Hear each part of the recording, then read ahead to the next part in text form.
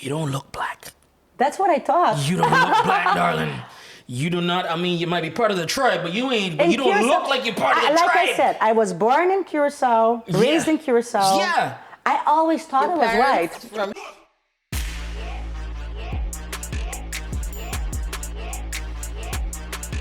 Denise and Marlo, you are now listening to the Drunken Monks podcast. Hi, You're supposed to bring us in, man. Good evening. I was waiting to clap, man. Okay. No, we're not doing that. We're not doing that this year, any year. We're not doing that. Stop it. Hey, folks, the Drunken Monks are back. Hey, guys. Yeah, who are you? Guys, my name is Marlo Brown. Denise Faber. We are the Drunken Monks. Last week you messed it up. This week, last week I messed it up. This week you kind of messed it up. So, normally, say like we're the Drunken Monks and then we get into it, but we did it now twice. So it seems to be a bit of a thing. The least interesting introduction ever.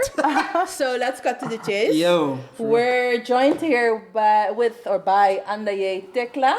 Hello. And we're going to have a very interesting discussion just now about a very serious topic, I think. More gloom and doom. Yes, this is the season of gloom and doom. Before we get into it, full disclosure, Andayé is my colleague, and she's kind of cool chick. So we said, let's invite her on the podcast. Yeah, Andayé is a legal advisor, I think. I don't think there's a proper name for what we do. Right. And you studied law. You started at the University of Tilburg. You finished at the University of Curaçao, or maybe it was still Nederlands Antillen at that time. No, Curaçao. Definitely Curaçao.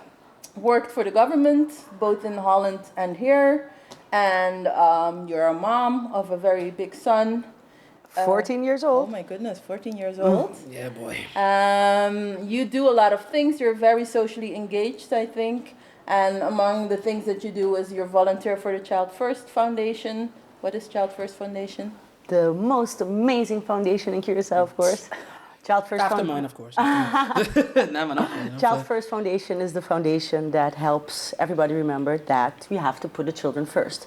The main focus is to activate absent fathers, to help mothers realize that fathers are important as well.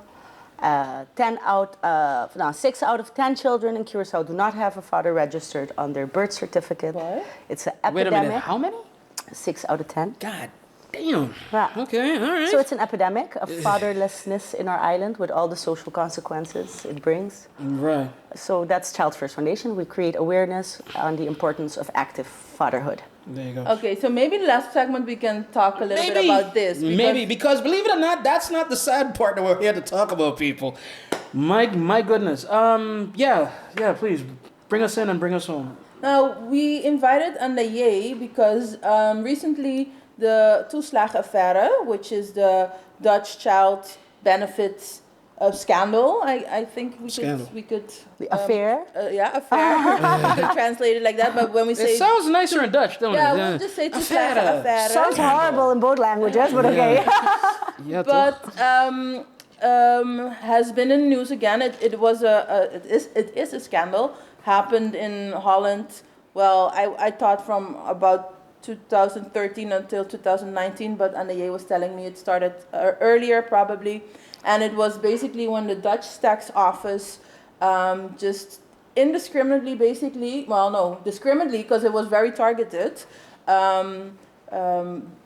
labeled some parents as fraudulent, how you call it? Fraudulent.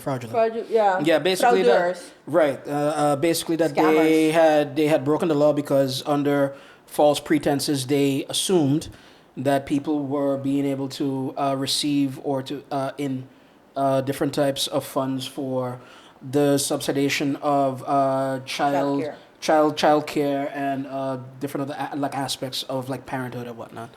So indeed, so if you, for example, you don't make enough money according to Dutch standards, you can apply for a subsidy, and then you can send your children with that subsidy to a school. Or if you're a student, like I was, in my case, I was a student, I had zero income, and I took the courage to study in Holland, knowing that I could take care of my child, that there would be childcare for my child. I was able to pay it. See, so the tax office said, okay, these people, based on all kind of crazy indicators are fraudulent or are scammers, so they have to pay back the full amount. It happened to over 23,000 parents, and pay back the full amount is not 100 euros. It was like 10,000 of euros up to I think 100,000 euros. So eventually this came to light in 2018. Then the Secretary of State at that time responsible for the toeslagen stepped down. A year later, the minister stepped down, and the same day I think the entire cabinet Rutte 2 stepped down because it was a scandal, and it wreaked a lot of havoc. People lost their homes. Some people lost their children, so the children were taken out of the home, placed in the system, and people couldn't finish their studies. All kind of misery happened. And then now they are talking about compensation. I think some of the parents have been compensated already. And we're just here to talk about this because a lot of people living here were also victims, and we don't really know about it. And the state secretary who's in charge of this dossier was here recently and spoke apparently to people, but nobody knew about that. So that is also quite interesting. So that was a very long introduction. All that being said, that is part of the reason that we have our guests here too, as well, because even those that are well read and well informed, they know of the macro of it. But you and I both are very interested, and we're interested in platforming your showing story. the face of a victim of a fraudulent. but to hear the human side of it. Yeah. So, by all means, the floor is yours. Thank you for having me, Drunken Monks. Yeah, sowieso. I feel very honored and very grateful as well for you guys to shining some light on this topic, and I feel kind of responsible to talk about it. So thank you for that. So we can. But feel free, just start however that is started, and then from there we'll just go. Yeah. Okay. It started in. No, I went to live in Holland for my studies. Born and raised in Curaçao. I don't know Born if I and said raised in that Curaçao. in the introduction. In Outrabanda. In Alright. St. Elizabeth Hospital, of course. Let out. Born in Outrabanda, raised in Curaçao, and I think I was 20. I was 20 when I went to live in Holland. I was pregnant already when I decided to go to study. Okay. And one reason I had the courage to do this is because I knew you had this benefit program in Holland. Childcare is very expensive, very expensive. I think a month might be something like 1,500 euros. Yeah. And I needed full-time childcare to do a full-time education. But hey, the Dutch state is a very comforting state. Verzorgingsstaat, like they say in Dutch. So you have all these kind of benefits, which I was very happy that it was applicable to me. So that's how I went, registered for the university, registered for my benefits. I started my education. And I actually never realized that this was happening to me until it got to the news. Oh, really? Really. That's interesting. I was studying law, you get all these, this is how it started from the beginning. First on I got a letter saying, hey, you got this and this amount from benefits to pay the childcare, and we would like to check if you got the correct amount. Okay. Can you please send in all your invoices for the past year?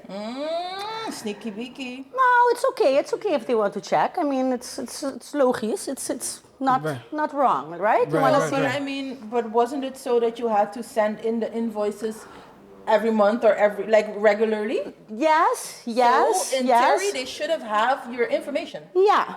You write down what it costs, what your childcare costs, what's your income, and then you get this amount of benefit, and they have to check it. Of course, they check it before they decide the amount of benefits you're going to get.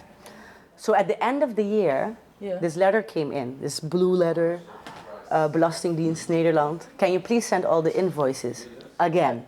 See. I thought, okay, yeah, regular check, it's okay. I think checking is proper. It's okay, yeah. So I sent all my invoices again. It's a good thing that I was well prepared to keep all my paperwork in place. So a lot of local students in Curaçao don't do that. Huh? They go to Holland, they don't realize. In Curaçao, you don't have this post system. It's not even local. Just when you're that young, you usually don't keep good books. Unless that was grandfathered in by your parents or whatever. Yeah. So, yeah. And coming from an island without a proper mail system. Yeah. And also financial huishouding, like you say, it's not something No. very cultural to us. Right. It's something you learn in Holland. Yep. I had this wonderful auntie that reminded me constantly, remember to keep your paperwork, because you never know. So I did. And she was right, so I had it all. Send them all in. Shout out to Auntie. Auntie, Yeah, she's in heaven now, so the shout out goes Shout up. out to Auntie. We're Yo. inside, I so got I can't angel pour a rush. little for Auntie. This is for Auntie. Thank you, Auntie. Yeah, man. No, but okay, So but then you you send got in Her every- you husband got worked the for the le- Belastingdienst, actually, side note. There you go. But you got the letter, and then what happened? I sent all my invoices nice, and then I got this letter back saying that the invoices cannot be processed because they do not have a stamp of the childcare. The childcare company needed to stamp it with a stample. So, Yeah, okay. Wow. so coming from Just from a legal standpoint, why is that important? Just from a legal standpoint. I'm assuming that they wanted to see that it was legitimately a facture or an invoice of that company, and that she did not go on Microsoft Word PDF, Kiko and make her own thing. probably Right. at that moment, I did not ask this question. Right. I was thinking, it's Oh, yeah, I have to Belastingdienst, do it, you blah, ask blah, for blah. information, I'm getting this benefit, I better comply. You have trust in the system. Exactly, gotta trust in the exactly. And I system. think the system is doing a proper job of checking. Right. And how did it work? Every month you would get money on your account, and then you would pay Yes, the daycare. Exactly, Yeah, exactly, yeah. Okay, but then they said stamp. Coming from Curacao, stamp is something so know- we normal. know I know stamps. this. I know stamping in Curacao. It's so regular. For Right. one little thing, you need 5 stamps. So it was it's- no red flags, no alarm bells. I just went to the childcare organization and I asked, hey, this invoice wasn't a letterhead, I must say. It wasn't a nice letterhead, logo, everything. Can you please also provide it with a stamp? Right. And they started laughing at me like, what the fuck stamp? are you talking We about?" don't do stamps. It's on the letterhead. Like, why would we do a stamp? We don't even have a stamp. Stamps are uit de mode. That was the literal Oh, boy. word she used. I there you go. was not worried. I thought a logical explanation, trusting in the system. So I went back, called the Belastingdienst. Hey, my childcare organization does not have a stamp. Yeah. And the invoice is on the letterhead, so there should no be alarm bells for you as well. Bam, next letter. You got X amount this year because you could not provide the requested invoices in the requested matter. We are going to ask you the amount that you have received back. Oh, wait a minute. This is the first year. For This you. is the first year. Okay. Yeah. Wait, there's more years of this bullshit? No, 10 years, some Lucie. people, I don't know in your case, but people were 10, 12 years, and then go calculate how much you would have to pay back in 10 years. It's really And Again. the childcare is $1,500 a month, so it's 1,500 times 12. What's that? Let's call it 18,000 a year. 18, Yeah. 180,000, like 180,000. That's a house. That's a house. That's a house. But like because you're receiving benefits, you feel like you have to comply because it's a gunst, like Right. you have to comply. And that's another thing too, huh? Like there's a myriad of traps when you're in the place of having to explain yourself, but that one too, especially that you feel like it's a gunst. No, it's part of the system. It's a right. It's a right. You know what I mean? It's a right for poor people. Right, and but that little mentality shift changes your positioning of defensive versus offensive. But you have to be very mature in order to realize Exactly. that. Only age and Yeah. wisdom and some people to guide you. Like, yo, actually, partner, no, they are doing wrong or whatever. And And okay, I'm I'm sorry. you. I'm sorry. No, it's a valid point, but I wasn't there yet. Right. I'm still Yeah, you're working 20 towards years that. old. Yeah. Right. And I'm in a new country. It's a new system to me. Also, mind you, it's the Belastingdienst. Yeah, it's a tax Nobody office. messes with the tax office. The Yep. tax office asks and you comply. Punt out. No questions asked. You don't want to mess with the tax office. Nobody wants to mess with the tax office. You stay friends with the tax office. Sowieso. Yeah. So that's what I've tried. I've really tried that. I've made so many phone calls, you have no idea. So I told you about the first couple of letters, but these letters went on for years and years and years. But you were still receiving the money? Yes. Even though they were sending you letters? Yeah, so what happens the next year? They didn't ask me for the amount back in one shot. The next year, they took it off from the let's say I was supposed to receive 1,500, I only received 1,000 because I was paying back 500. Wow. See, so you get less.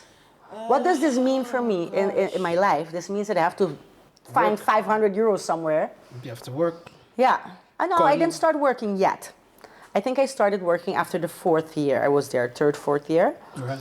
I really tried was fixing, and you become creative. You become creative with your bills. You become creative with your expenses, and calling my mom, help. Ja, sowieso. Shout out to my mom as well. Hey. Hey, man. Well, Thank you for helping me. Nee, See. but 4 years back and forth in with them. Yeah. And 4 years, your son is now 4 or 5 years old. Yes. Because Right. immediately after birth, you put him in a daycare and you went to study. Well, what happened, where it started to get scary, is I started to get, how do you say that? I wasn't paying the child care organization properly anymore. I was getting behind on my bills. Deurwaarde was starting to I get was into getting, this. no, that didn't happen. That didn't But then happen. the It was school even is worse. gonna get- It was even worse. The school got creative. The child care organization, the kinderopvang. Because they knew the predicament you were in. Yes, And they they knew I tried was. to help you. They tried, and how did they try to help me?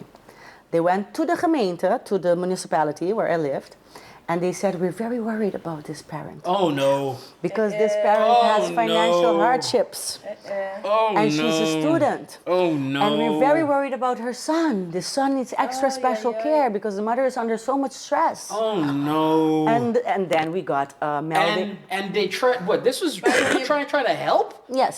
No, but I can't imagine. damn. I can't You imagine know, in people Holland- thinking, "Oh yeah, maar no, but there's a potje." For every problem, there's a pot of gold. See, we'll fix this, and if we make the Maar situation seem listen, horrible, if we nee, maar create a echt, good if we dossier- see- Look. if we make it seem horrible, they're gonna help her. I'm gonna I say see this, it. like I'm gonna say this, and let it be averechts and a little bit like politically incorrect. But these white people don't understand sometimes, boy. That is no, like we say, oh no, one time because you're gonna ring that bell in exactly that way. Oh, there's social worker. Oh, there's ingrijp. Oh, there's this. Oh, there's that. That's what we hear. You know what I mean? But you thinking, oh, I'm doing the Lord's work. I'm trying to help her out. But you're making the situation worse. You know But what I mean? mind you, I believe them. So like these white people, goddamn, man, like, oh Lord. I really believed them. I went through all the conversations. I told them about all my financial worries because I did not realize. I thought I was doing something wrong. I really Really? thought I was doing something wrong. There you go. Of Wait, course. you thought you were doing Of something. course. Yeah. Of course, because I wrote letters and they didn't understand me, so my letter was not good enough. I Or made your the Dutch phone. wasn't good enough, or I your made a phone positioning call wasn't and good. they didn't understand me, so I didn't explain it well enough. There must be something wrong with me. And I'm that Yurkoso that does not have her finances in order. There must be something wrong with me. Correcto. I better take help of these people that know what they're doing. They're Yeah, professionals, right? Yeah. And they have your best interest at Of heart. course. Of course. So okay. Sarcasm mode, people. Sarcasm mode, in case you So can't they hear. arranged different meetings with you and the With municipality. the jeugdzorg came to my house. It's a good thing I was strong enough in order to stop it at the moment I stopped it. But there are enough parents that were not able to do that, and their children went to foster care and died in foster care and got Died in foster care. yes, Yeah. or got adopted by parents, name change. These parents can never find their children again. Jesus It Christ. destroyed lives. It destroyed countless People lives. lost their homes. Like my situation is Okay. minimal compared Minimal to people that compared lost to- their life work, their businesses, their homes, Everything. The their reputation. marriages, their reputation, Reputation, their mental health. Jesus. Okay, but No, all wait, right. but you said, you Right. said you stopped it. You were strong enough to stop it in a moment. But what happened and what made you say, "Hey, wait a minute, I need to do something different"? It was not a rational decision. Like if I look back at it, and you want like a rational answer, they said this or they said that, and I thought, hell no, that never happened. It was instinctive motherly nature, like this is going too far. I do not want my child at the kinderopvang anymore. Oh, you took your child out. I of took my child kinderopvang. off kinderopvang. I got the courage to say I'm not going to that appointment with jeugdzorg anymore. Everything is going perfectly fine. Don't bemoei anymore. Bother me. Don't mess with my family situation anymore. With my household. Which takes a bit of courage. Huh? I really had to develop that courage. And that courage only came out of the fact that I was sick and tired of it. It was not a rational decision. It was survival instinct. Maar, okay, by some... Whatever happened, you got the courage, you got the idea. But now you have a problem. What are you going to do with your child? Well, my child went to different childcare organizations where I also created a debt. This is a story within 10 years, huh? So a lot happened. A lot happened. Yeah. I have to say thanks to my neighbors that helped me a lot taking care of my child. Shukran. Shukran. My Moroccan neighbors. There you go. And I know you should toast on shukran, but... No. Not very halal. Allochtonen onderling gewoon. Yo. Yeah, but it's not halal, but yeah. No, they're definitely against alcohol and pro-childcare. No, Good parenting. How much more to the story is this? Because I do gotta pay attention to the formatting just a bit. You want to take 10 years, huh? So then how's about this one then? To make sure that we're all good on the cameras and everything else, let's take a break. Let's re-up. Let's take bathroom breaks if need be, and then we jump right back into it if you're willing. I'm willing. You willing? Vooruit dan maar. Vooruit dan maar. Guys, don't move. We will be right back. All right?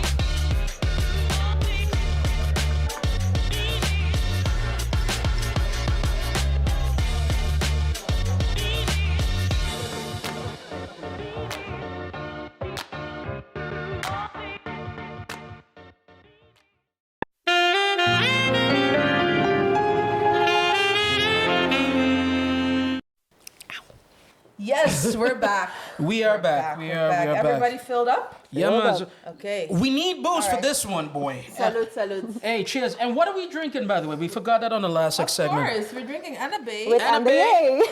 Annabay. We're in the rum locker. Annabay. Shout out to Debbie. Shout out to Christian. Yayo as well. Yo. Good luck on the tournament, man. And we're drinking Annabay Amber. Yes. If you want to see and feel and taste and smell what it's like, just stop by the shop. You can have a little rum tasting right here. Middle in Punda. In the middle of Punda. In the middle of Punda. So back to the story. You got done with the whole business. Like you got done trusting so far.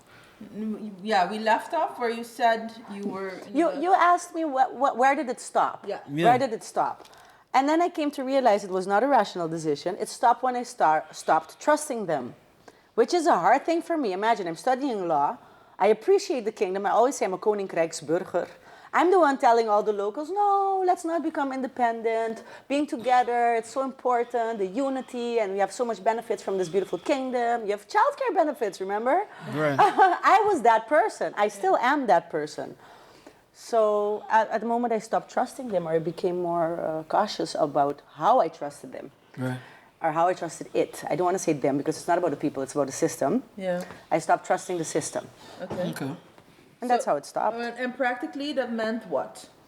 That meant that I didn't go to the appointments anymore with the child worker and the financial aider, and I just started... And they didn't come after you? It was hard because... I was about to say, like, did you move? Because a lot of times... No, I did not move. I wrote letters. You wrote letters? I wrote letters. I became mondig, as they say in Dutch. I started to integrate better. Oh, leuk. Yeah, well, okay, you became a model Dutch citizen. I started to say no. Gewoon even klaar. Op je strepen staan. Yo. I'm not doing this. It's a waste of time. I better go work and make money instead of talking to you. There you go. But then you said you didn't know you were, I don't want to use the word victim, but you were that you were taken advantage of. by this Toeslagenaffaire when you saw it on the news. So take us to that. Okay, so what happened? Then suddenly this lawyer found out that she was a lawyer and she had different clients that was fighting against the tax office. Yeah. Het wasn't affaire yet, it was toeslagen issues. Bezwaarschrift hier, bezwaarschrift daar. And then she noticed there's so many parents suffering the same thing, trying to prove their innocence. Like, how can there be so many parents trying to prove their innocence? There's a pattern. Something is not okay. Yeah, no. Wow. And she went investigating it. And then she had an appointment with somebody from the tax office, and she overlooked in the laptop that they were writing down the nationalities of the parents. Oh. So she asked, "Are you writing down the nationalities of the parents?" And they were like, "Yes, of course." "And why are you doing that?" "Yeah, that's how the computer system works." And we all know Artikel 1 from the Grondwet. Wait a minute, but just a callback. Remember what we were talking about with Heinz and the AI and the data sets? This is one of the problems.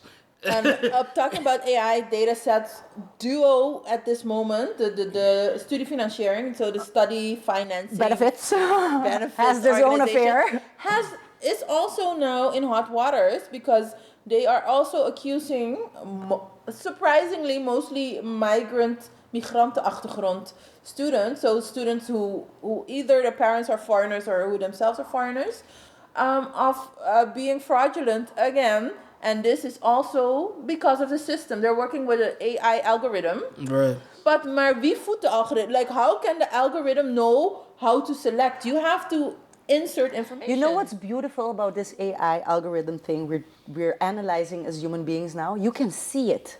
Because you are not AI. You can see the system flawed. When Right. you are part of the system, when you are in the system, we work for the government. I mean, when you're part of the system, you cannot see that. Yeah. When it's AI, you can see it, but it's the same thing.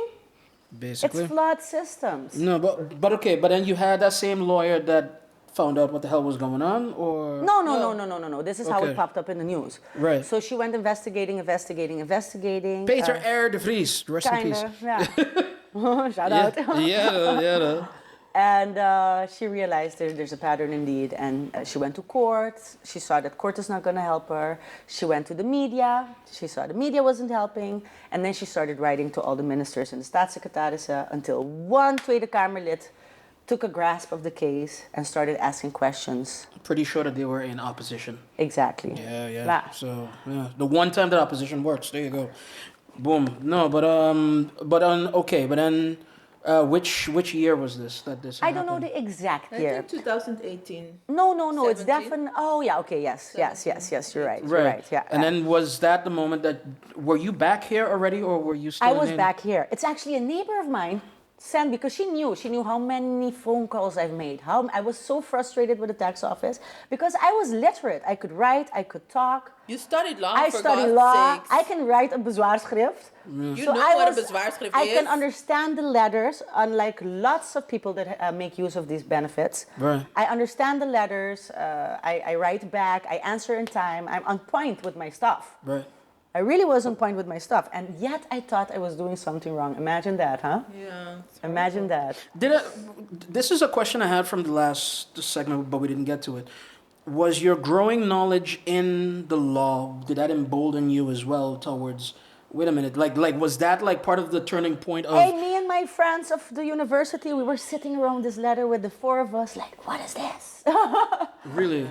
I got backup. My lawyer at this moment is a girl I studied with. Oh wow. She's a tax lawyer. Shout out to the girl. Sorry, that I started- can do- There's a lot of shout. Yo, we keep shouting out. Shout it out, man. Advocaten. So, but wait a minute. So you were you neighbor- were already here. Yes, and a neighbor of mine that knew my pain, sat there, she listened to my frustrations. She sent me a news article through WhatsApp, and she was like, you should sign up to find out if you were... Eligible Abused. For this. yeah. Yeah. Okay. So actually not knowing, because I never knew what was going wrong. I never found out why I had to pay back anything. And even like up until that point, you had sort of like a semblance of trust in the system, or it just happened to work bad for you. I but- was searching for the flaw in me. There you go. I trusted the system. I was doing something wrong. I must be stupid that I don't understand. Because every time you call the tax office and you're 15 minutes on the call, they explain it properly. Yeah. So every time I closed the phone, I was like, I have a feeling it's not okay, but her explanation was so logical. Like, what am I missing? Ja, no? You have like this onderbuikgevoel, like het klopt niet. But rationally, like she could talk herself out of it. Jesus. She was friendly on the phone. She had her arguments. She had her jargon. I must be wrong. I must be some special kind of stupid. Ja, toch? Yeah. Yeah. But then, no. But just See? to continue the story. So This your neighbor sent you the, called me. Newspaper I article. I applied not expecting anything But it was of it. like, it was saying like, if you are a victim of the Toeslagenaffaire, sign up. Yes. You might be eligible for a compensation. Something Yeah, like that. yeah. So I started, okay, fine, you just have to fill out your name, BSN number, blah, blah, blah. And I think a month or 2, 3 later, I got this letter that I was a victim, basically. Maar how did it go? Because somewhere you moved to Curaçao, but how did it go with paying back? Because the Belastingdienst, the tax office, I was left saying, Holland with my amounts I had to pay, like de bonjuik of zo. Doei krollenai! Find Je me bekijkt het maar. if you can. Je bekijkt. Stuur de deurwaarder, stuur hem. Ja, toch? Okay. Stuur de deurwaarder. I was ready for it. No, but all right. But describe that moment of realization when you got the confirmation of, hey, I'm not crazy. Like when you read back from, oh, you probably were a victim as well. It came like I got the letter and I was like, wow, oh my God. Yeah. The feeling is acknowledgement, being seen is very important. Yeah. So the feeling of being seen and acknowledged was amazing. Yet I still could not rationalize what was going wrong. Like I could not make the sommetje. There was a cognitive dissonance between, oh, my case is my case, So how but much the did you system steal still from me, works. tax office? Yeah. Why did you do this to me? Like all these questions remained unanswered. And they only got answered last year when I got this beautiful certificate signed by the king himself, nee, by Rutte, signed by Rutte himself, saying that you are not a fraudeur.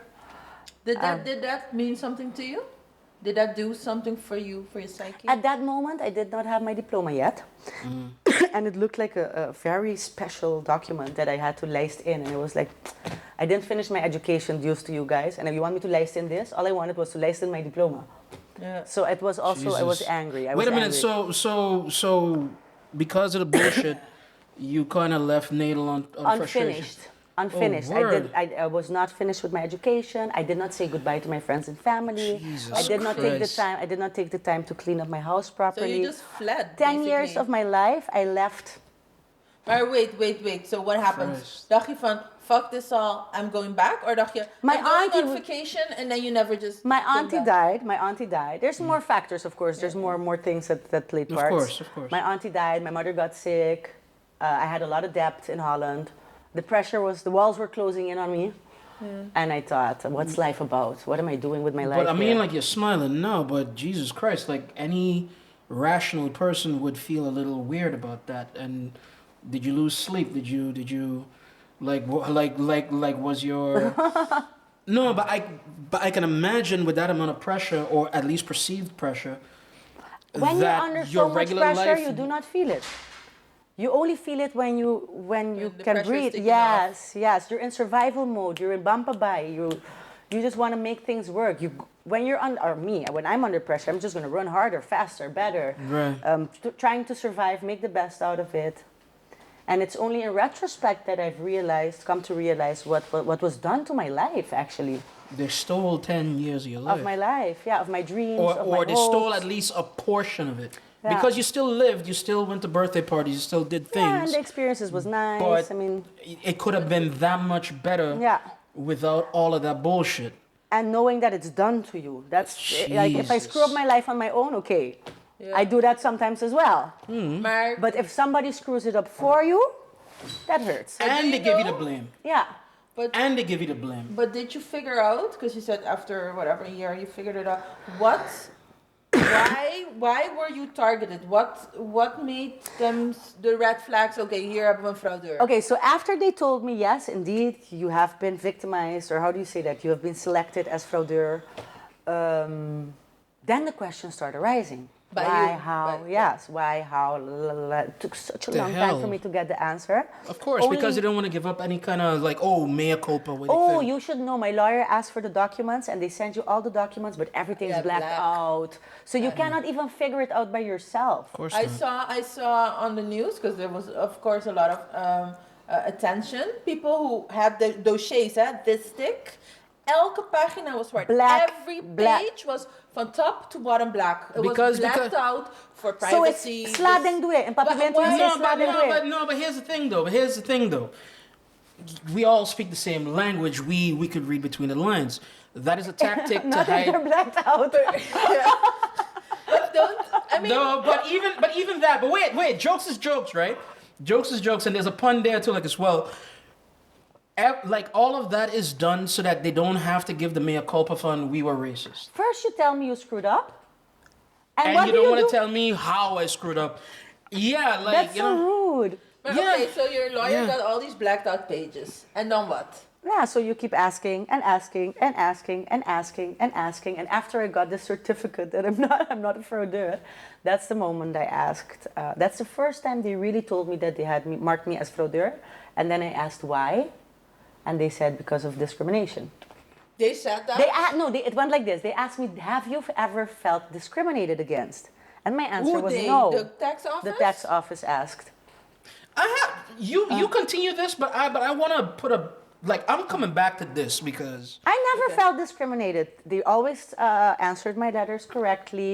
They answered the phone. The people on the phone were always proper speeching. Yes, ma'am. No, ma'am. I never felt discriminated. So when they asked me, "Have you felt discriminated?" and my answer was no, my next question was I discriminated? Did I miss a feeling? Did I miss a sign? And the lady said yes. Wow. I okay. but that- there's a clear That sign. is well kudos. It is veel te laat and it's been horrible, but that she says yes, I did not expect that, and There you I go. think okay Because that's it's all- because that's that's a mea progress. culpa. that's progress. Right. And then my next Right. question was, why was I discriminated? Did they answer that one? Yes. And what did Because they say? your birthplace is Willemstad, Curaçao. I was about And your name to is Andayé Tecla. I was have a about weird to name. fucking Well, say. No. Here's It rhymes with Annabay. no, but here's no. We don't want to associate Annabay with that particular part. But anyway, in no way, shape, or form. But no. But here's my bugaboo about all of this, right? And you'll forgive me for being blunt. You don't look black. That's what I thought. You don't look black, darling. You do not. I mean, you might be part of the tribe, but you ain't. In You don't Curaçao- look like you're part of the Like tribe. I said, I was born in Curaçao, raised Yeah. in Curaçao. Yeah. I always thought Your I was white. parents from here. Right. No, but this is my point. So the discrimination isn't even to how you It has look. nothing- and- it has nothing to do with how you look. They just looked at birthplace. I have learned so and much that through is this process. it. And I have well-meaning, but who I count as naive friends and family who don't get that part. Who does not even see that the systematic part of it is so deep that is like, yo, it don't matter what you look like as long as you from that region. Met inkomstscheren, gewoon. No, but Right? But it's Former but colony. It is also indeed, but it's you say it doesn't matter what you look like, but the implication or the thought is people from there are Are black. thieves. Are thieves. They're coming are to get corrupt, us back. Are lazy. So they probably pictured her. This, but it doesn't matter. Did you have a couple of them that when they first met you, like I social never met workers? these people, Dushi. They were on the phone. Oh, all right, but then but I might did you sound have- black. But did you? No, you don't. Sorry, but you don't sound. the Dutch, sound- maybe. No, but like I'm saying, like, But it doesn't have to do with that. It was paperwork. This was Yeah, it's pure paper. paperwork. no, but that was Yeah. kind of a thing too, like as well, because even to the fact of paperwork and how you answer like a letter and the accent that you use, you can tell when somebody is geleerd. You can tell when somebody is geleerd and also knows a particular avenue. Geleerd maakt niet uit als je van een ex-kolonie komt. Dat bedoel ik nou eigenlijk, weet je? Als je van de kolonie komt. That's a show for another time. Anyway, But- but all of that to say this, right? I think your case is so interesting because you might be the best of circumstances coming from here. You understand what I'm saying? Yeah. Like had a high education, had That's a what I support thought. system, And in Dutch they was say- willing to fight the power. You look like how you look, everything. I The was properly strike against ingeburgerd. you, the strike against you is your birthplace. That's it. Yeah. That's the strike And my against African name. There it is. There it is. Yeah. There it is. Jesus The Christ. combination. Would you like to add anything to that, Denise? Because I need to drink. dude, I'm about ready to play some Public Enemy, fight the power and all of that, man. I swear to God. No, but when we come back, I think we're gonna delve more into the system and how what is wrong and this colony thing. How much time do you got? We don't got that much rum, sweetheart. What is wrong with the system? Jesus Christ. But anyway. No, but this is Andayé and I spoke before, and this is. It's of course it's a very tragic personal story, and Of course. Andayé came out. And cheers to getting out clean, Yeah, by the way. and Thank you. Thank you for the Cheers to motivation. success. And cheers to your son, Jesus Christ, that he came out clean too, as well. God bless him. When's his birthday? March 25th. March 25th. Happy birthday to Addis you. boy. Belated. But go ahead. Dan. So this is a tragic personal stories, and there are 23,000 plus of these tragic stories. Yeah. Maar it is a representation of something so much bigger. Sowieso. And I think I would like to address that bigger thing. It's a story, you were saying it's a tragic story, which it is from the perspective of the tragedy, but it's a story that it brought me so much growth. It brought me so much knowledge. It helped me analyze the system so much better. Yeah. It made me grow in my personal life, but also in my career. I've learned stuff to just experience that I'm actually pretty grateful for. You want to send Margaret a certificaat? Dankjewel. There you go. There you go. There you go. There you go. I have a question, but I think this is a good point to stop and then to get back to it again, because then we could jump back into the breaking down of what we all think is wrong with the Dutch system. Again, how much rum do we have? Whew. Shall we take a break, darling? Let's take a break. We'll be Right back. Right back. There we go.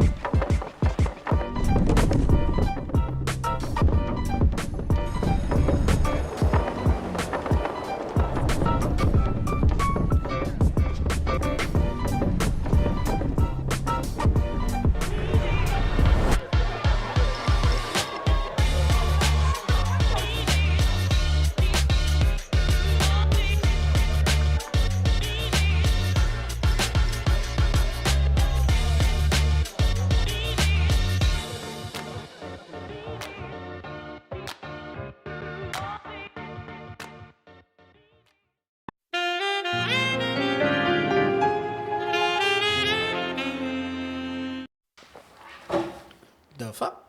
The ghost of Annabay. The ghost of Annabay. The ghost of the pirates. Hey, ladies and gentlemen, we are back. We have our guest. I forgot your name, love. I'm sorry. It rhymes with Annabay. What? Andayé. Andayé. There you go. Tecla. Tecla. Very A family of Junior? I know. Definitely. There you go. Yeah. Shout outs to Junior as well, man. And to everybody in that camp.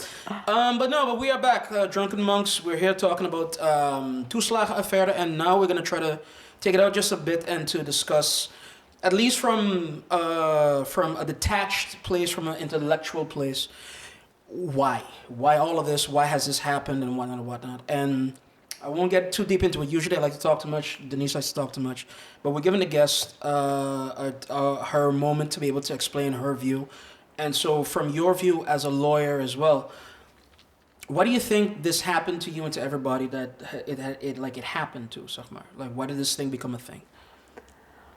Oof. Yeah. Where do I start? Yeah, man. Start at the beginning, love. Let me Fuck start it. with a drink. Yeah, we not enough booze for this one, man. Turning into a drunk monk. There you go. No, you're not turning into. You are officially honorary. Yo.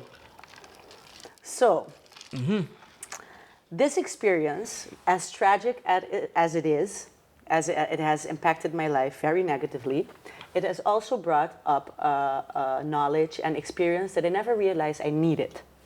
And that was? Okay? Coming from Curacao, I always thought I was white. I was born in Curacao, raised in Curacao. I was the whitest girl in my class. Oh, you speak so good Dutch. Wat spreek je goed Nederlands? Is something I grew up hearing people telling me. Are your parents Dutch? Not at all. I have zero. Nobody's Dutch, I have right? zero Dutch in my bloodline. My go. grandfather is a white man with blue eyes from St. Martin. There you go. Hey, big up some Martin boy. Yo, man, what you say? His descendants were probably English slave owners. Probably not. They were slave owners. His ancestors, you mean? Yes, like Yeah, right. his great grandfather held slaves. We won't hold that against you. We won't hold that against you. Oh, you can't because because my grandmother was a black woman from Outra-Banda, and her great grandmother was a slave.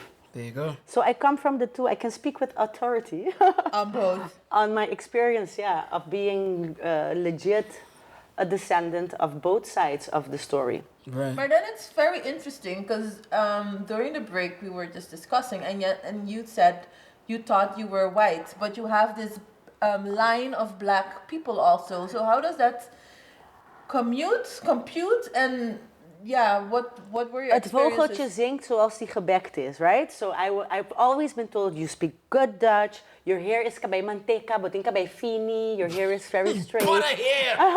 Butter hair. manteca, You say that in like, English as well, butter hair? Yeah, I had butter hair and my Dutch was so good. And so I thought all these racism stories from these people from Curacao, it's never going to happen to me. I'm well prepared. I'm going to survive in Holland. I have one question. Did you think it was overdreven when you heard it when you were living here as well? No. Like, did you hear like, oh, this happens to black folk? You're Yes. like, oh, maybe they're putting it on a little bit or what? And so, did you think that at any point? A bit, yes. Okay. Yeah, honest, Alright. real talk. Yeah. Okay. I was usually the whitest person in my classroom if there wasn't a Dutch person as well. Right. Like for real. Like I was the one in a group task. They would always say, "You go, you talk, you speak good Dutch," and I believed them. You believe what people tell you. Like this happened through my entire education. Of course, I believed it. Right. Of course, I believed it until I went to the Netherlands. I went to the studievereniging, it was properly inburgering, and this guy I went to a school trip with in Holland. After this beautiful day, we had this wonderful experience together, and we were in the train back to Tilburg, and he told me, "But I don't understand. You're so white, but you speak just like a nigger." What? Wait. He said literal in Nederlands, een neger. Gewoon. Yep. Je praat net als een neger. And mind you, it's the first time I hear the word neger. Me? You hear it in Tupac songs and like... Yeah. Me? But somebody I did not feel insulted. I felt... Proud?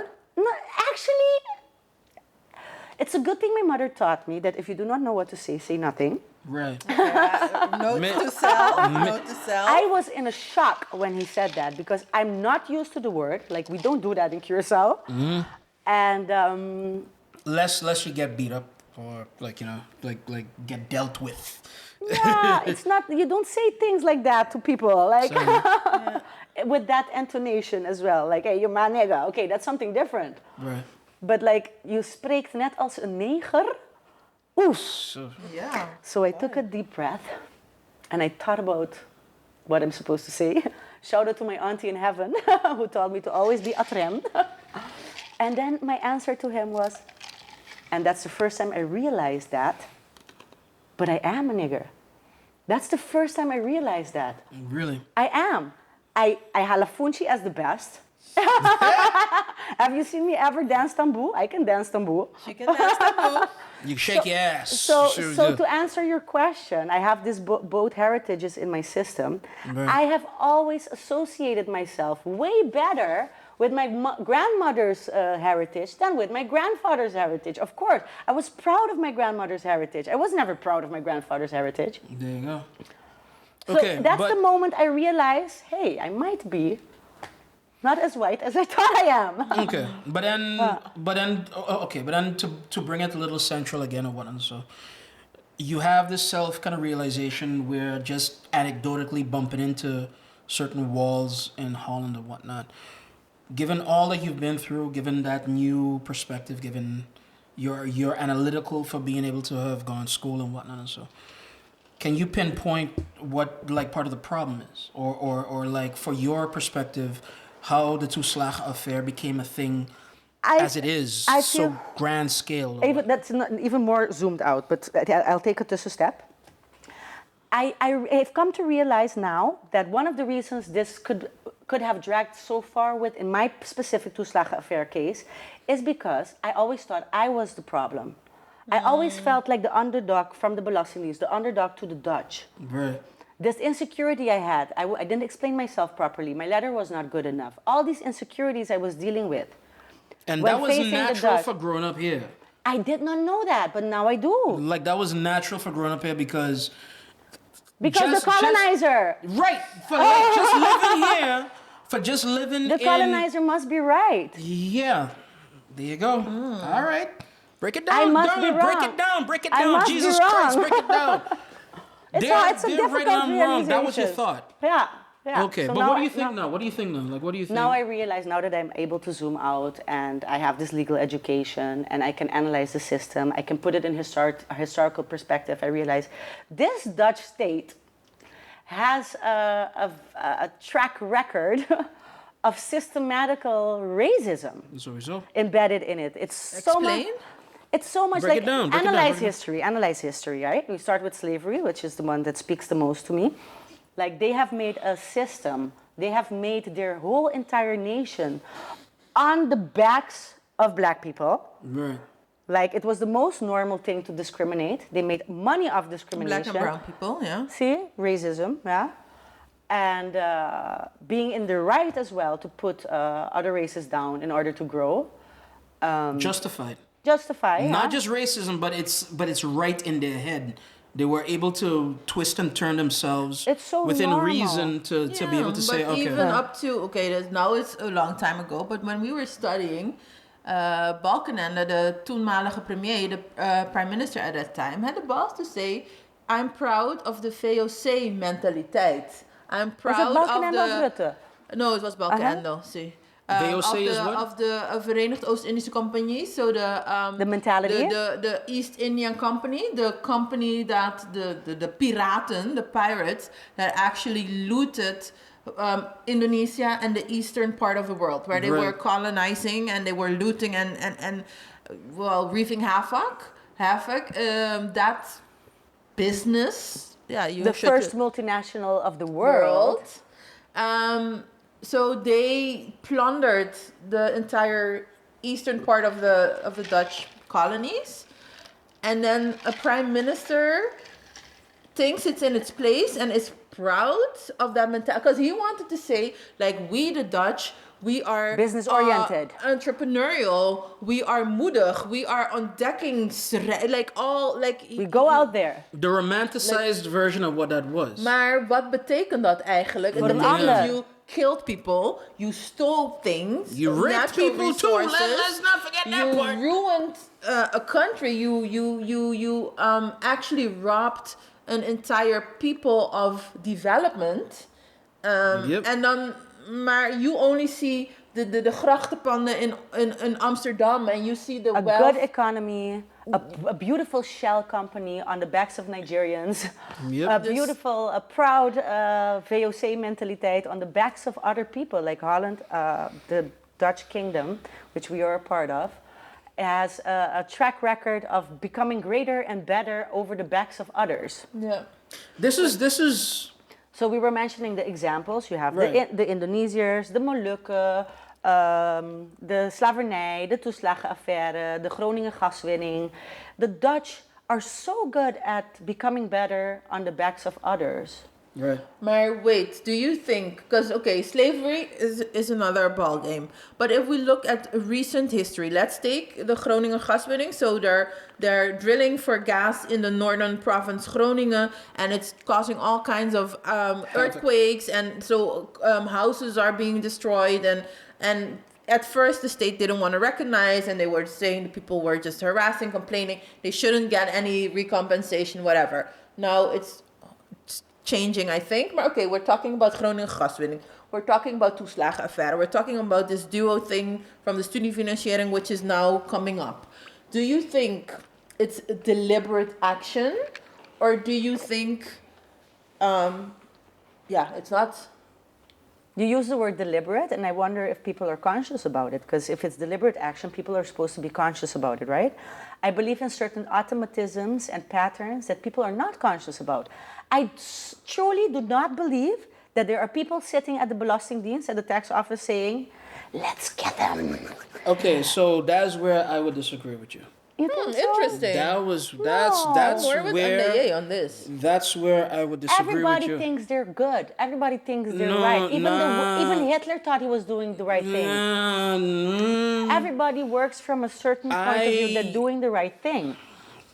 Not everybody, I follow you. I don't believe anybody thinks I'm bad and I'm proud that I'm bad. I agree with you that nobody thinks that they're the villain in their own story. No. Right?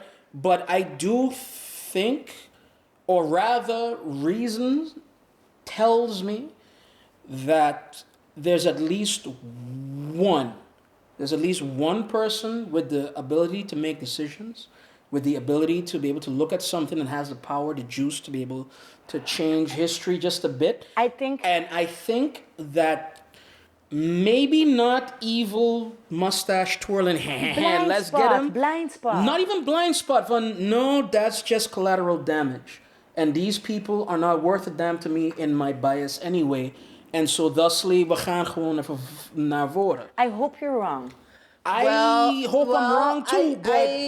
Even just to interject, at first when Marlo started talking that, like, when you say, no, I don't believe people at the Belastingdienst are actually saying, okay, let's get these people, and then Marlo disagreed, but now how you were explaining it, in researching the Toeslagenaffaire, it's actually quite interesting. I think it was a staatssecretaris at the... de opbouw van de Toeslagenaffaire, how we got there, is that before the Toeslagenaffaire, Bulgarians were cheating the system. There are people that cheat the system. There were gangs of Bulgarians coming to the Netherlands because EU, they could move easily, and they were asking for all kind of benefits. And like what we say, there is a budget for everything. Right, just everything that they could get their hands on. They would get a lot of money, and at that time, the state would just pay it. It would give you the money on your bank account, and then you had to handle yourself. They got thousands and thousands, tens of thousands of dollars. And even they were thinking they were doing the right thing for their people at home. And then they took on the the backs of me. They left, and by the time that the tax office went to check, they said, oh my God, fraude, because these people, they just came to collect the benefits and then they went to their country. Dus dat gaan we hard aanpakken. So we're gonna be very strict on that. And then there was a staatssecretaris or a minister who literally said, yeah, because now they're gonna be very strict. We're gonna put the clip in, maar een aantal goeden zullen de dupe worden of zullen boeten voor the majority of the bad. But hold on. But I gotta push back against. What? I have to positively challenge that, if you don't mind, right? If you crack a couple of eggs to make an omelet, even that I can understand, because if it's 1, 2, 3, if it's like 100, if it's like even 1,000, I could. What are you talking about? I'm not following. If 1,000 Antillians, if 1,000 Allochtonen outside of, because I hate to say this, but do I look Bulgarian? Does she? Well, you look Bulgarian, but that's about it. But what I'm trying to say is, right, okay, Bulgaria is the problem. Maar met één kam scheren, nog een keer. Then, foreigners are foreigners. Right, but no. Are you Dutch? And that's kind of a point. Somebody decided to add the moniker. It's also statistics. If the most thieves always were foreigners, then you're going to check the foreigners. Right, yeah, but there's difference in foreigners. That's the reason. Are you checking Belgians? That's the reason I was Are so you checking eager. EU people within the thing too, like as well? I'm an EU person. I have a Dutch passport. Okay, fine. People that within the continental EU. Are you checking Spaniards? Are you checking Germans? Are you checking English people? Are you checking Finland? Wait, it fail. No. You checking Antillians along with your Bulgarian or whatever the fuck. You're checking maybe Polish as well or like Eastern Bloc. Okay, fine. But this is my problem with the whole thing, right? And this is where the system for me fails. Somebody has to pull a lever. Somebody has to make a decision. Somebody has to say, oh, you know what? Let's add this in too.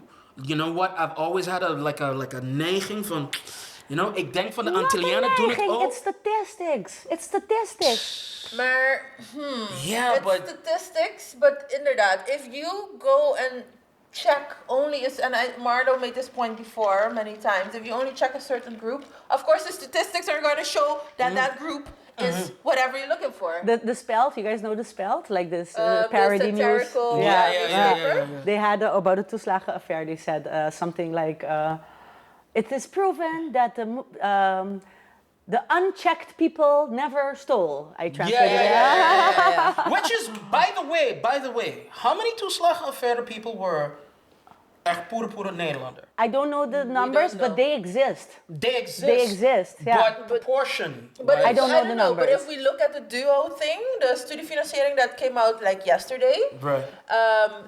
they checked. The whole thing also came about because some journalists started investigating. Right. And they were checking lawyers, again it starts with lawyers, that are representing students that are fighting their bezwaren, de bezwaarschriften against the state. So the state said, okay, you have gefraudeerd, you have to pay back this money, and now the students are fighting. Right. Over a period of 10 years, they went to 10 advocaten, 376 students they were helping, and of the 376 students, 367 were migratieachtergrond. Wow. There we go. So 97% is But this is my point. So there are Dutch Lang people. leven de vierde macht. Yeah, There are Dutch people, But like 10. maar de vast majority, 20. ja, in dit geval letterlijk 10. Yeah, but no, but this is Dus- no, but you see, But do you- En You trust yourself.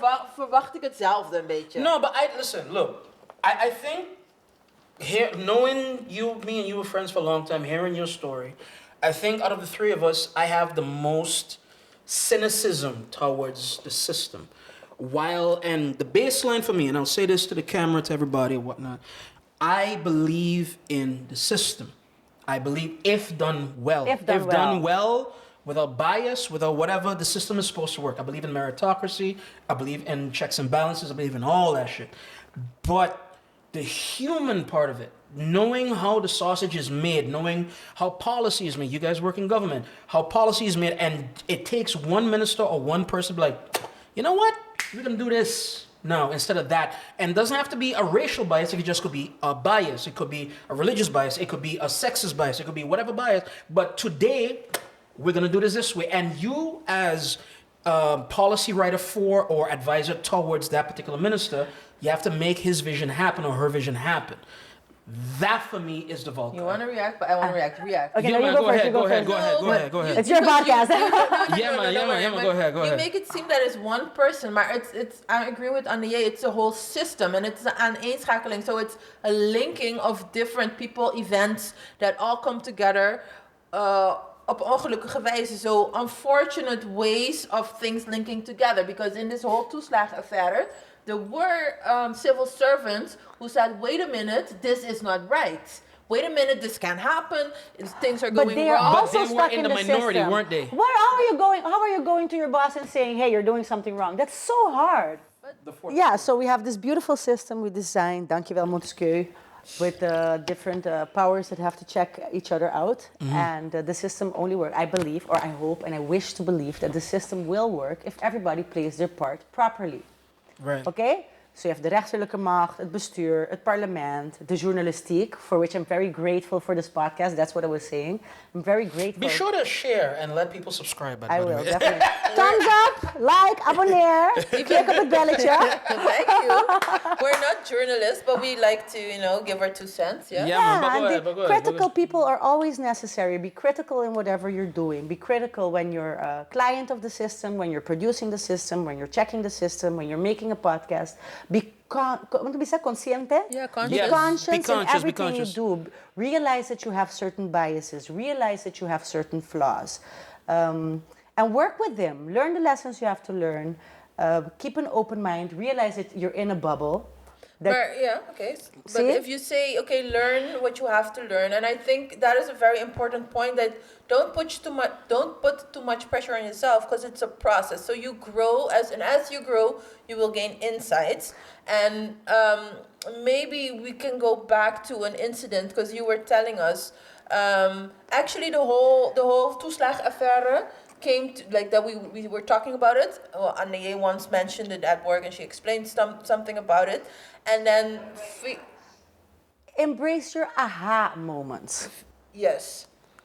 But I wanted to say via all kind of ways you actually got on the Curaçao radio to talk about your experience as a Toeslagenaffaire.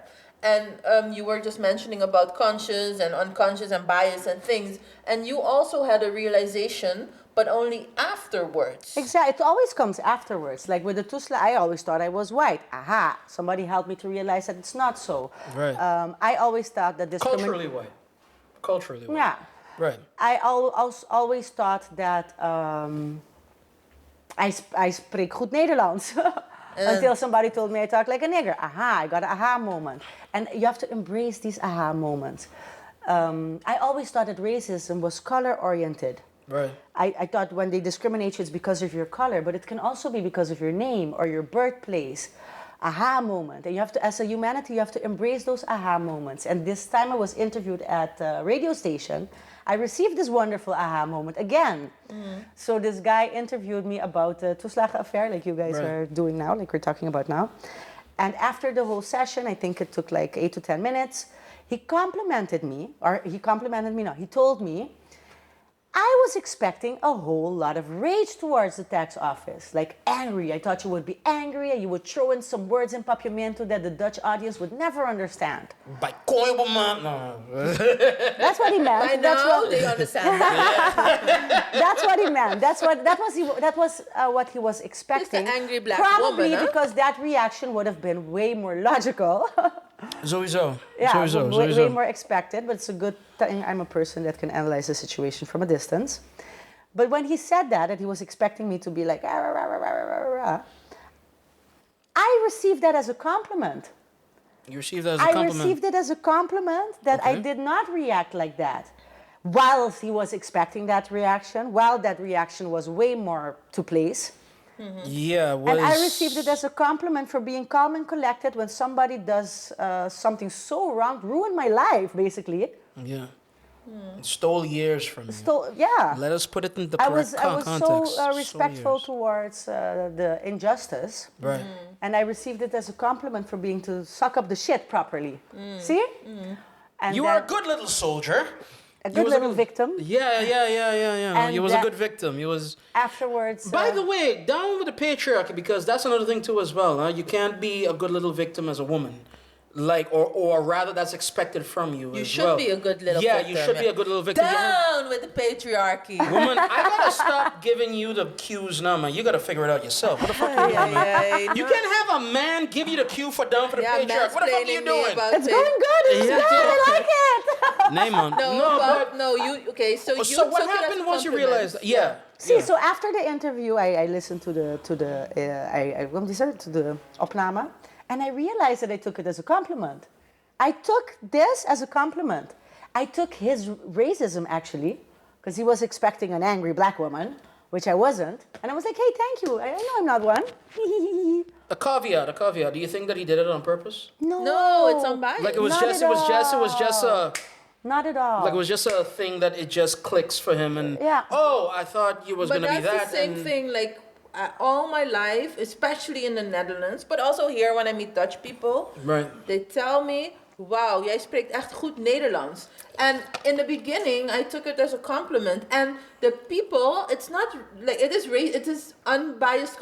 It is unconscious biasness. Want the people really mean it as a compliment. They really mean to say something and nice. you really accept it as a compliment as well. And I feel that they want to be nice and they're saying, but after a couple of years, I was, wait a minute. So if you say you really speak good Dutch, dat betekent eigenlijk you expect me not to speak good Dutch. Exactly.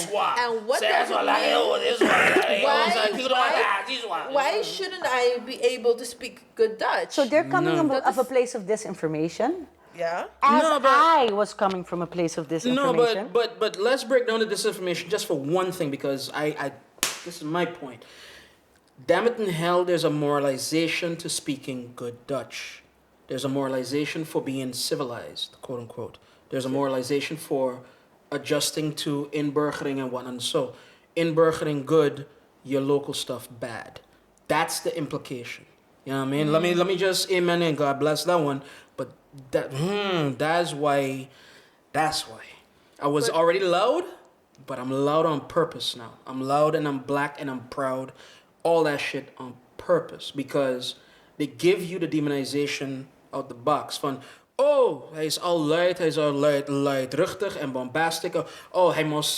Hij zal zeker een neger zijn. Hij zal zeker dit en dat. No, brother, I'm educated. I read more than you. What the fuck you talking? I'm doing it on purpose so that you can at least pay attention to something. Thank you. But go ahead. Learn go something. Ahead. But okay, so you realize from, wait a minute, this is his unconscious bias based on racism. Right. And my unconscious bias, Based on the fact that I would like to be liked by the Dutch.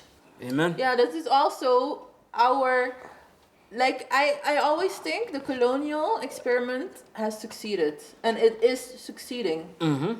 And slowly, I call myself a Koninkrijksburger. I'm the perfect example. Koningsdag is echt een dag voor jou, hè? I love it.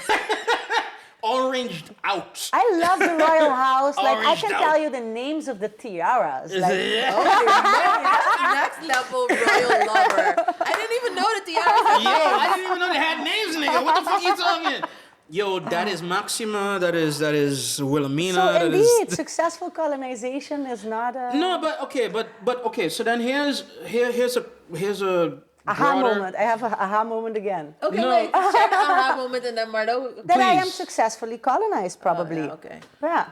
I So- appreciate the kingdom. but- I appreciate the togetherness. No, but here, look. I'm not, and trust. I think I'm more militant than you are. I think. I'm not sure. But in the militantness of it all, and down with the patriarchy, down with the monarchy for fucking sure. And what are we going to do to the tiaras? Sell them off and give reparations, nigga. Countries where you stole Like the it diamond. Give Indonesia back some, No, but what I'm saying is like even within all of that, even within the fight the powerness within my soul and all of that, I still recognize the good that comes with the bad. Those arguments of, we got a good passport and we got the fancy and we think fail, not from I'm grateful, Lordy Lord to master, but just as a realist, if we had to do it ourselves, this is why I push back against like independence just a bit, because I'm like, we had an episode about that. What are we gonna do if we are independent? Like, let me see the logistics of it. Let me see the realpolitik about this, zeg maar. We're in a system already. Let's try to make it better. That's what I'm for, ultimately. So then you calling yourself more militant than I am? But darling, because while I would like to make the system better, I would like to burn everything down and build it back up. So There's a lot of people that think that's the only way. That's my only thing. I would like to kick fucking Nederland in its teeth. No, but then at the end of the day, you're happy with your Dutch passport and we're in the system and how gaan we het alleen doen? No, but hoe gaan we het alleen doen is the perfect colonial project mindset. No. We will always be kingdom of the Nederlanden. It will always be of the Nederlanden. Listen, exactly. As a student of history, I know about like military offensives. I know about different things as well. Venezuela decides, fuck it, you're now a part of us. If we're independent, are we gonna fight them off? You know what I mean? Like, no, maar independent we don't fight, we love, we're Caribbean douchey. That's what I'm saying. Dat betekent niet dat je los bent van alles, hè? Yeah. We are surrounded by small little island states. Correct. We can form a bloc. As you have the EU, as you have the United States, as you have the Arabische Emiraten, as you have the whole samenwerking in Africa, we have CARICOM, you can come with a different system. We can form a bloc. So here's my issue with that. This is another show, man. Here's my issue. No. Let me answer this quick and amen and God bless. And like Caribbean people, also through the colony vibe and whatnot. So Caribbean people have a bias towards each other. We don't get along with Aruba and Bonaire. How the fuck are we gonna form a block with the rest of them? Maar je moet ergens beginnen. If you keep saying that, correct. you're never going to start nowhere. Denk correct je is dat right. Nederland en de Belgen op elkaar zitten te wachten? You World always, War II. Nederland's still making bad jokes about Germans. Yo, for I mean, real, for because real. everybody likes themselves best, and the one that looks Correct, like them but second no, best. but they like themselves best because they have defined themselves as, oh, we're best us of. and that's other, and that's the core of Have all you of not this done bullshit. the same? Are you not the best? Huh? Aren't you the best? What? Everybody is the best. No, no, no, From no. your- Everybody who knows from Marlo your- knows Nah. that he kind of likes himself. Nah, go fuck yourself. But man. don't Go fuck you? yourself on that I one, like man. myself I very like much. myself too. No, but From in your story, you're the best. no, but Yeah, that's but true. okay, but then how do you marry all of that towards a block? Like how do you marry like all of that towards one goal, one that is organization, By Exactly. one? recognizing and namaste. Namaste. By recognizing and Kumbaya, accepting that everybody is great as so you are. Like Yeah, but that requires a certain amount of introspection again. Like, yeah, bumper by but that's education, exactly- Child First Foundation. Right. Hey-o. No, but I think this whole thing about self-realization, I think that is the thing for the next couple of decades where we have to work on. And this whole self-realization and self-knowledge and identification and all that thing is echt juist wat de colonizers, Doesn't not want. precies de Dutch, maar gewoon colonizers in het algemeen, people who want to onderdruk others, they stomp that out. Right. Jij mag niet denken, jij mag niet vinden, vooral niet van jezelf denken dat je goed bent of good bent of whatever. All the way Just- back around Toeslagenaffaire depended on that too, like as well. If Yeah. nobody had kicked shit and be like, "Yo, Dread, you're wrong," it wouldn't have been a thing in the first place. True. And with Andayé, man. I think 99% of the parents were probably thinking, wait, I'm doing something wrong. She said Okay. it. But Yeah, she said yeah. it. That's it, yeah. She And was I doing was, I everything was right, and she studying still law. thought like, "Yo, het moet iets met I gotta be the problem." Like, what Imagine the fuck? poor uneducated father, But that's not my to say point. mother, but the Yeah. poor uneducated father Right. with a migrantenachtergrond that cannot read and write. That That- is in de uitkering and Yeah. is also a victim of the toeslagenaffaire. Can you only imagine his pain compared to mine? Yeah. Yes. Maar, okay, the system failed us. The system sucks. We as colonial subjects still have a lot Wait. of that colonial mindset. I would push back against that. Not the colonial mindset part, but the system. The whole system doesn't suck. The whole system doesn't suck. No, Parts of it suck. Okay. There are rotten parts to the core of the system. It This- fails the moment when you think that you're better than the rest, that you think you're operating Correcto. on your own, when you There think is you're there not is part no of a equality collective. within the system. There is no equality within the but system. are There there is systems with equality? meritocracies. Yes, the Mongols did that well. You are an anthropologist and a historian. You two are lawyers. Is another is The another, Mongols did that is well. another- That's how they was able to do all the shit that they did. With meritocracy, true meritocracy, without bias, without looking at birth or raising or stock or whatever have you.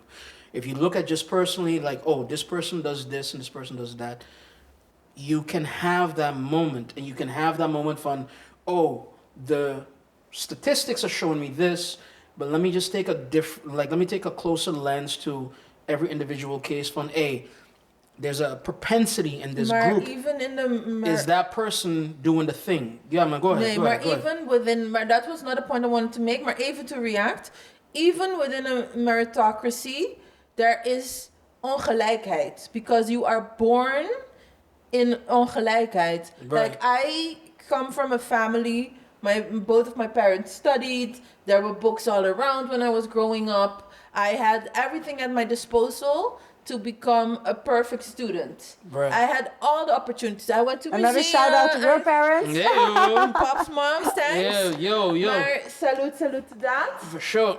Dus I had less hurdles to overcome to get to that point where you say, hey, deze vrouw heeft kwaliteiten op dit gebied. Then somebody who's coming from a situation of poverty, maybe abuse, maybe substance abuse, no books around, no money to go nowhere, nothing. Dus onze kansen zijn niet helemaal gelijk, maar Nee, toch ga je ons op de outcome beoordelen. No, but here's the thing though.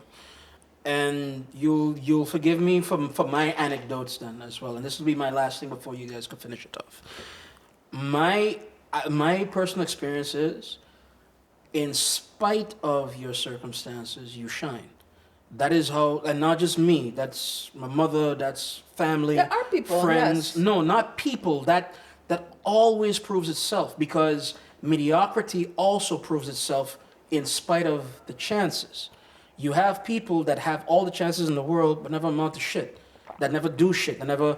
I'm pretty sure that you guys can point. I'm not gonna ask you to do it, but I'm pretty sure that you can point to one or two managers within government from, you know, like that person is appointed. Like, you know, like that ain't merit. That is like, you know, like that's a vriendjes. But even that has a right of existence. I think we start by fixing the system when we start respecting everyone's right of existence. Even if you're not gelijk, you're gelijkwaardig. The dumb ones, the smart ones, the rich ones, the poor ones, the white ones, the black ones. And by the way, she's right, because we got to get away from that fucking language as well, because that takes away the understanding of what it is to like as well. If you're poor, you're poor. You're not impoverished. You're not in poverty. No, nigga, you're poor. So you want to say if you're dumb, you're dumb. Yeah, I'll say it. But dumb people have a right of existence as well. Sowieso. Like everybody has a right of existence, and everybody has to act in respect towards the right of existence of everybody, and then you will not have toeslagenaffaires. But okay, because that is actually what I wanted to ask you. So how do we fix the system? You say respect. I don't know. I mean, no. But what are you thinking then now? I'm thinking it's important to realize that you're part of a collective always. Like you're always part of realizing that you're part of the system. The system is not something out there. Like we started saying AI is something out there, so now you can see it. Right. So I hope we're going to be able to learn from it as well. Right. You are the system. I am the system. You are the system. If we don't speak loud, that's why I'm sitting here right now, because I came to this realization. If you don't play your part in the system is going to fail. If you don't go to your chef and tell your chef this and that is wrong because you're scared, you're going to be part of the bad system. Amen. Play your proper part in the system when you're a judge, when you're a journalist, when you're a victim, when you're a when you're a citizen, when you're a fucking citizen. Do your best. Do your best. Just don't sit on your ass. Speak Do out. your best, like for real.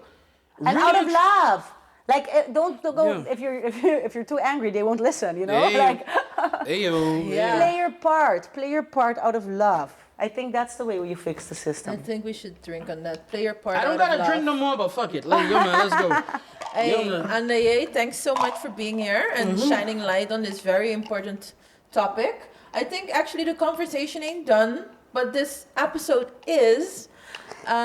We might have something extra for you. It's a conversation that's never allowed to be done because you only maintain, you have to be aware of your biases. We were speaking of that, and you become aware of your biases by having conversations. So thank you. Thank you for having me. Okay. I think that we're going to end it here, and we're going to be all right. And thank you to Annabay and to the Rum Locker. Shout out to Debs, everybody, one and so. And guys, I mean, Jesus, if you like it, you love it, whatever, please comment. If you've been a victim as well, comment, but is there a resource that people can go to as well? Of course.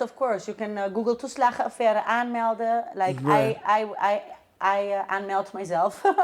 Right. I applied without even knowing why. Right. So if you have a feeling of unrighteousness, just speak out. Note your name, you never know. And then with that one, my name is Marlo Brown. Denise Faber.